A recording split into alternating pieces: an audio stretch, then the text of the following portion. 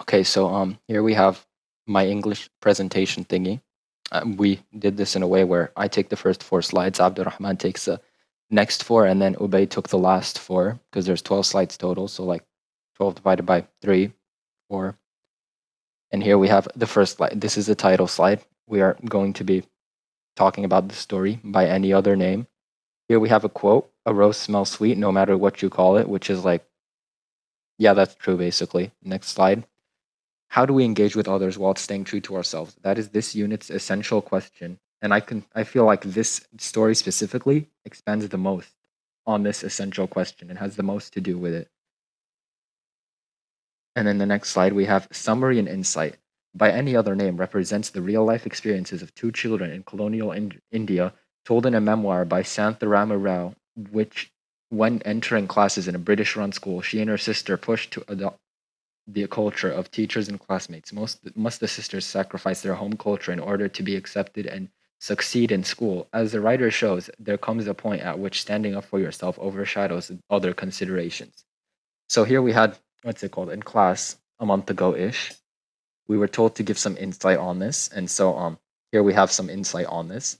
Talal and Abdurrahman had the best insight, and Sari, Talal and Abdurrahman had the best insight to give. Like their insight was next level, as you can see. Like that's just some very, very valuable insight. Here we have my insight, stay true to yourself, question mark. The question mark is because I have no idea what I'm talking about, or I had no idea what I was talking about then. And then here we have Ubay's insight, sacrifice to fit in, which is like true. And then we have Hassam's insight, you have to sacrifice worldly things. You have to sacrifice worldly things to be more yourself and not confront to what others want you to be, which is very true. It's actually kind of good advice to live by, if you ask me. Next slide, we have critical vocabulary. So for this section, I was like, vocabulary, memorization. How do people memorize vocabulary? How do people memorize things? And then I was like, people memorize songs. Let's just make a song out of it. And so I went ahead and made a song out of these vocabulary words. It's kind of cringe, but you know what? Who really cares at the end of the day? So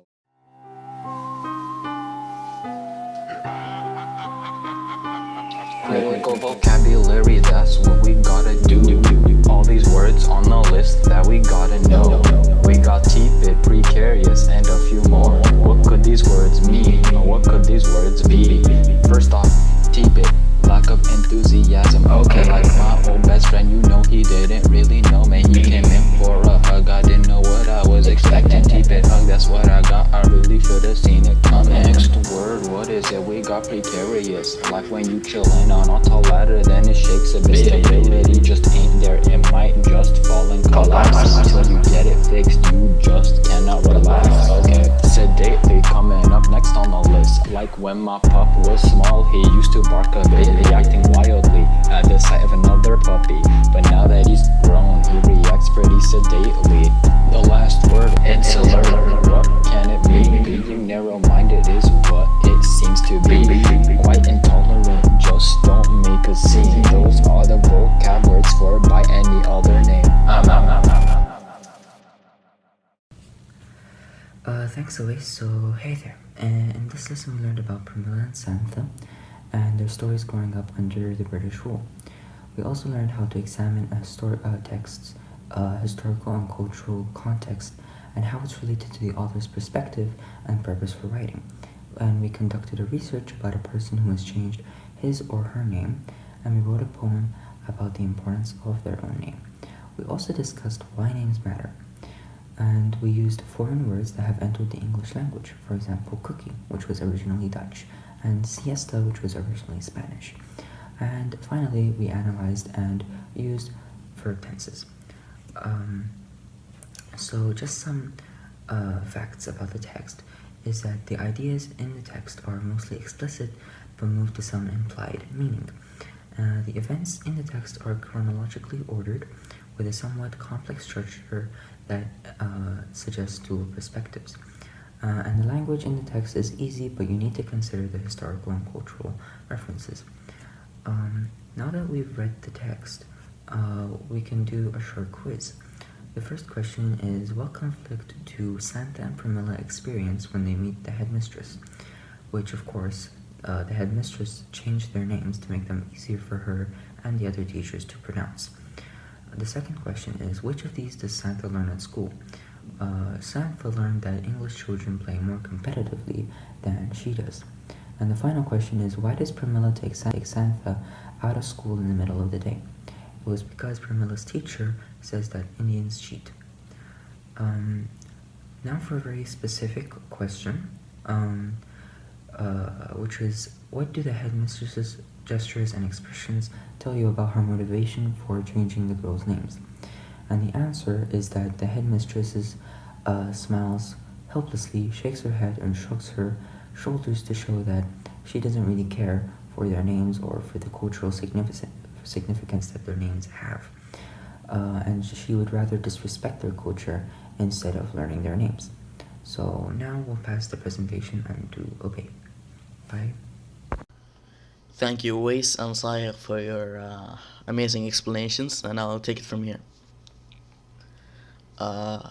This question, put in simpler terms, is why do the Indian girls in school imitate the English girls?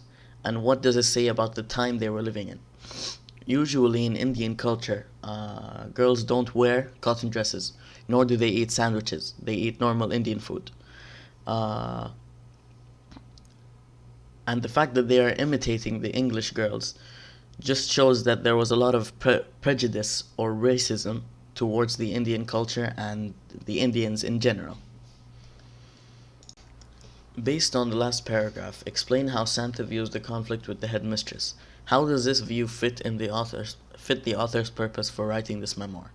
Santha chooses to remember this conflict as something that happened to someone else, or her alter ego, Cynthia, or her school self, Cynthia. This approach suits the author's purpose because it creates a distance from the event that shows how strange it was. So basically, what Santha is doing is that she's distancing herself from this situation by saying that it happened to someone else, not Santha. It happened to someone else, a girl called Cynthia. This question is made up of 3 parts, so I'm gonna answer each one alone. First question. Many ideas are passed on from generation to generation. How might Premila's teacher have passed on prejudice to her students? Premila's teacher was racist towards the Indians. She made them sit in the back. She called them cheaters, liars, thieves, and so on. Usually, kids at a young age, they admire their mentor figure or their teacher.